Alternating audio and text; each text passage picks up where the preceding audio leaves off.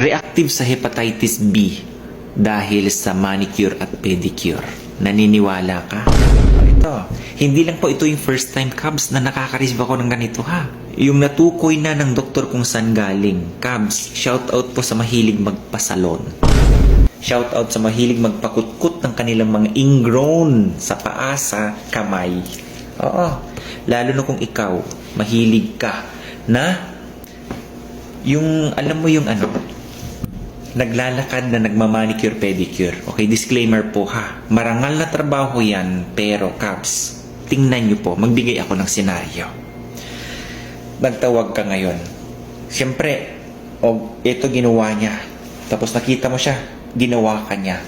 Sigurado ka ba na yung mga tools or yung ginagamit niya na pangkutkot, nail cutter, mga ganyan, ay sterile? Okay, to make the story short dito kay Madam. 21 years old, isang babae. Sa kanya lang nalaman dahil nga nag-a-apply siya sa trabaho. Ngayon nag-undergo ng medical. Nagulat siya. Hepa B surface antigen reactive.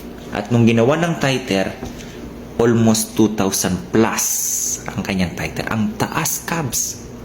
Okay? Nagtaka ngayon siya. Bakit ako nagkaroon ng hepa na wala naman akong boyfriend? Wala akong contact.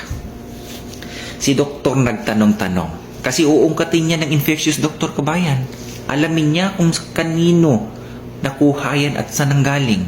Si Madam, sinabi niya na wala siyang ibang kinahuhumalingan kundi ang magpaganda. Pedicure, manicure, kulot. Straight, di ba? Dito yung isang patunay na yung tao talaga So, alam niyo, posible naman talaga mahawaan tayo ng mga gamit na yon na ginamit sa ibang tao tapos gagamitin sa'yo diretso na hindi nililinis o ini-sterile. Like, yung panlinis nga ng kuko na yun, tama naman si sir na sabi niya, yung mga home service na yan. Hindi mo alam kung kanino niya ginamit yung panglinis na yan at hindi mo alam na positive pala yung isang customer niya. Tapos, ikaw na yung sunod na ginamitan niya ng pangkutkot ng kuko, diba? Alam niyo ba, may kwento ako kasi yung katrabaho ko dati nagkaroon din siya ng HEPA. Pero sabi sa kanya ng doktor, ito yung kwento niya sa amin na posible daw na nakuha niya yon doon sa karinderya na kinakainan niya na malamang daw hindi nalinis mabuti yung mga baso or yung mga kutsara na ginagamit niya. Kasi tinanong siya kung mahilig pa siyang kumain sa mga turo-turo, yung mga chichirya or soft drinks or nakikipagdo. Noong time na yun kasi, mababa lang ang sahod namin as in 130 plus lang. Hindi mo namin afford yung magkakain pa ng turo-turo o mag soft drinks. Talagang kanin lang siya. So, mura din yun sa karinderya nun. Kaya madalas doon siya kumakain.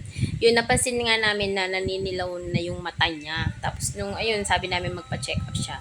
So, ilang days siyang nakalip nung 20 days. Kasi 15 days, gumaling na daw siya. 15 days lang yung gamot na binigay sa kanya ng doktor niya. Gumaling naman siya. So, ayun lang, na-share ko lang din. Posible naman talaga. Kaya ingat-ingat lang din sa mga ginagamit natin sa labas na di natin alam kung kanino yung ginamit. Lalo na sa pagkain, guys.